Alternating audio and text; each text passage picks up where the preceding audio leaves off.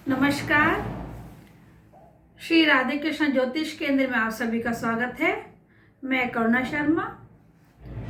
मैं आज आपको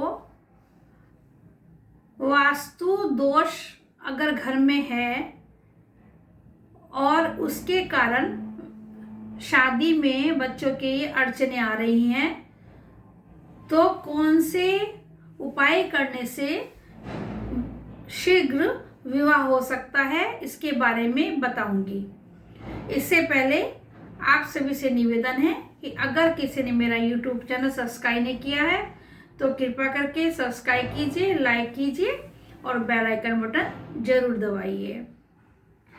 अगर हमारे पास जन्म पत्रिका नहीं है या किसी को अपनी डेट ऑफ बर्थ नहीं पता है और इसके कारण शादी में विवाह में देरी हो रही है और हम डेट ऑफ बर्थ ना पता होने के कारण समझ नहीं पाने शादी कब होगी, तो मैं आज आपको ऐसे छोटे छोटे वास्तु दोष के उपाय बताऊंगी कि घर में अगर ये वास्तु दोष है तो इसको अगर हम दूर करते हैं तो विवाह के योग बनने लगते हैं कुंडलियों में। तो अगर किसी की डेट ऑफ बर्थ नहीं है तो परेशान होने की ज़रूरत नहीं है। तो आप ये वास्तु दोष के जो उपाय हैं, जो चीज़ें हैं, मैं बताऊंगी। अगर ये पूरी तरह से फॉलो करते हैं तो विवाह की संभावना काफ़ी हद तक बन जाती है।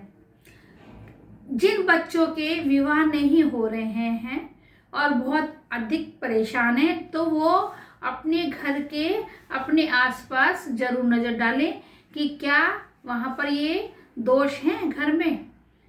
पहला क्या है,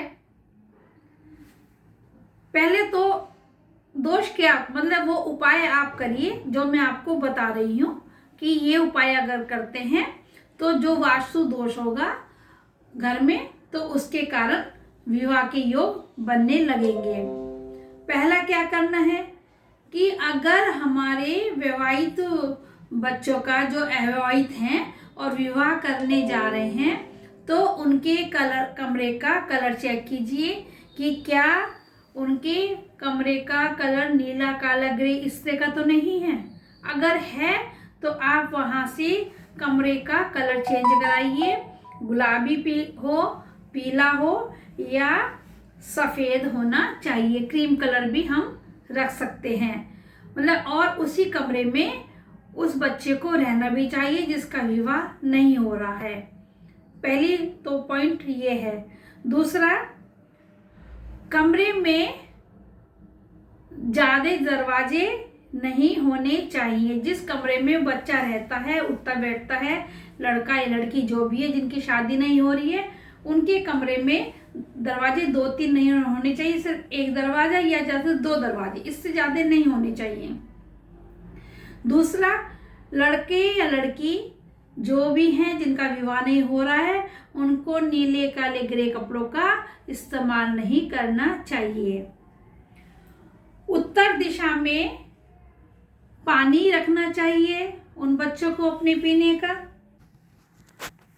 कमरे के पास उत्तर पूर्व दिशा में एक फवारा भी आप रख सकते हैं जिस कमरे में विवाह योग्य बच्चे बैठते उठते हैं।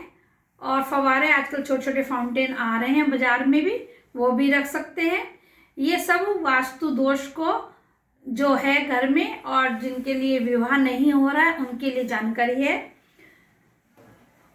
कमरे के उत्तर दिशा में क्रिस्टल बॉल या कांच की प्लेट भी रख सकते हैं। जैसे क्रिस्टल बॉल, कांच का कोई क्रिस्टल का कोई फ्लावर पॉट हो या कोई शो पीस हो, इससे भी हम वहाँ पर रख सकते हैं। जो मांगलिक बच्चे हैं जिनको पता है कि हम मांगलिक हैं तो उनके जो मांगलिक बच्चे हैं जिनके विवाह में देर हो रही है तो उनके कमरे का के जो दरवाजे हैं या कमरे में थोड़ा सा लाल रंग का प्रयोग भी या गुलाबी रंग का प्रयोग कर सकते हैं, क्योंकि लाल रंग मंगल देव का कलर होता है। तो वो लाल रंग के जैसे कोई कुछ भी वहाँ पर हल्के से कर्टन भी डाल सकते हैं, लेकिन जो आंखों को चुभने वाला नहीं है। या साइड में टेबल पर कुछ मेज पोश वाला भी डाल सकते हैं, क्योंकि दीवार का पूरा लाल रंग तो अच्छा नहीं लगेगा।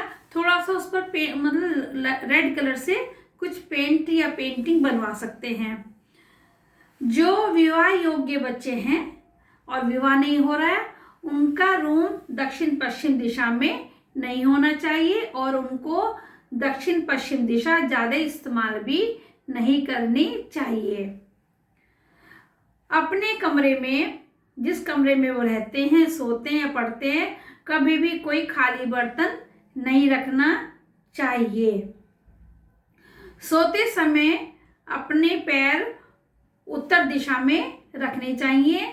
जो विवाह योग्य बच्चे हैं, वैसे तो सभी को उत्तर दिशा में पैर रखकर सोना चाहिए, लेकिन जो विवाह के लिए हैं, विवाह करना चाहते हैं, उनको भी ये करना चाहिए। विवाह योग्य बच्चों के बेडरूम में पलंग के नीचे कभी भी लोहे का सामान या कोई भारी चीज नहीं रखनी चाहिए। इससे भी वास्तु दोष पनपता है और उनके कार्यों में रुकावट आती है। अगर हम ये सारे उपाय करते हैं तो काफ़ी हद तक हमारे विवाह के योग बनते हैं और विवाह हो भी जाता है, अगर हम ये वास्तु के टिप्स फॉलो करते हैं तो। इसके साथ ही मैं आज का एपिसोड यही विराम करती हूँ। नमस्कार।